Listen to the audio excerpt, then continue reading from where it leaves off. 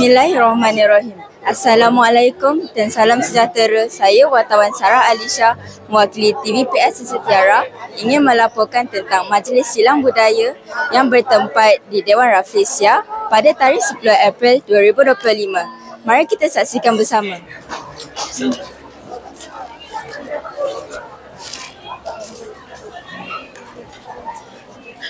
Benar tadi ke majlis diberkati guru-guru dan rakan-rakan yang kami kasih. Burung merpati terbang melayang, hinggap sebentar di dahan rendang. Majlis di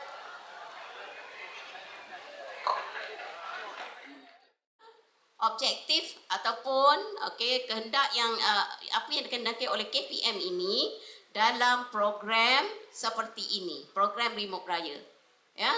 Jadi banyak program objektif-objektif yang tersirat ya di sebalik falsafah Remuk. Yang pertama adalah untuk menggalakkan perpaduan. Itu yang pertama.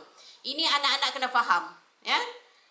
Bila kita adakan satu program, ya, program Remuk contohnya, jadi anak-anak ya secara tidak langsung ya anak-anak mewujudkan satu hubungan yang lebih akrab dan harmoni ya antara pelajar ya dari pelbagai latar belakang etnik, budaya dan agama.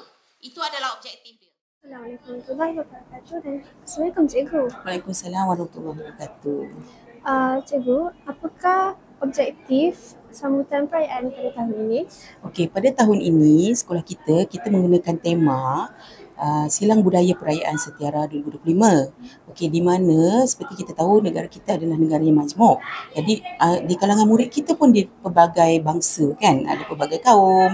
Jadi salah satu objektifnya ialah kita nak memupuk semangat perpaduan di antara murid tu sendiri di sekolah.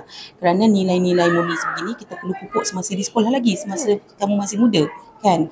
Dan yang kedua, tentulah kita nak menyemarakkan lagi semangat perpaduan tu agar kita dapat tunjukkan betapalah kita cintai Malaysia. Soalan seterusnya iaitu apakah harapan cikgu tentang program perayaan Silang Budaya pada tahun hadapan?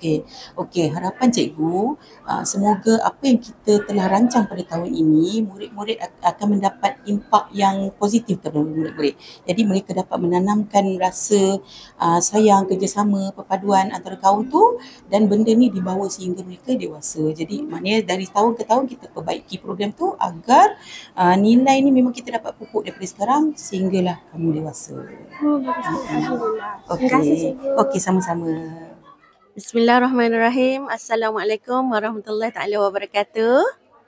Alhamdulillah, setinggi-tinggi kesyukuran saya panjatkan kepada Allah Subhanahu Wa Taala kerana program sambutan Hari Raya Remuk 2025 kita pada kali ini berjalan dengan lancar seperti mana yang diharapkan.